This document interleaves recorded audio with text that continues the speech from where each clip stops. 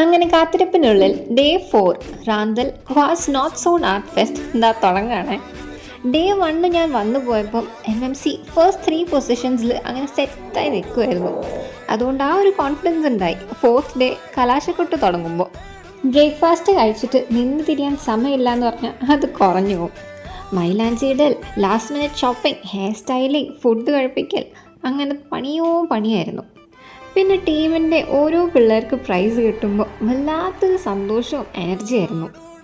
പിന്നെ എൻ്റെ ഇവൻ്റായി മൈമ്. എൻ്റെ അമ്മോ, ഇതിൻ്റെ പ്രാക്ടീസ് തൊട്ട് ഇവൻ്റ് വരെ വൈബ്. പിന്നെ മേക്കപ്പും പ്രാക്ടീസിൻ്റെയും എല്ലാത്തിൻ്റെയും credit goes to this man. പിന്നല്ല, ഇങ്ങനെ ഇരുന്ന പിള്ളേരെ ഇങ്ങനെയാക്കി എടുത്തില്ലേ, കഴിവ് തന്നെ മാഷേ.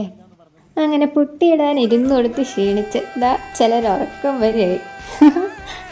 അങ്ങനെ അമ്മേനെ വിളിച്ച് വീഡിയോ കോൾ ചെയ്ത് കാണിച്ച് ഞങ്ങൾ നേരെ തട്ടി കയറി. പിന്നെ ഈ ആർട്സിൻ്റെ മെയിൻ അച്ചീവ്മെൻറ്റ് എന്തായിരുന്നെന്നറിയോ? ആനന്ദത്തിലൊക്കെ പറഞ്ഞ പോലെ അറ്റൻഡൻസ്, സെമിനാർ, ലാബ്, എക്സാം, മറ്റൊന്നിനും സമയം കിട്ടില്ല.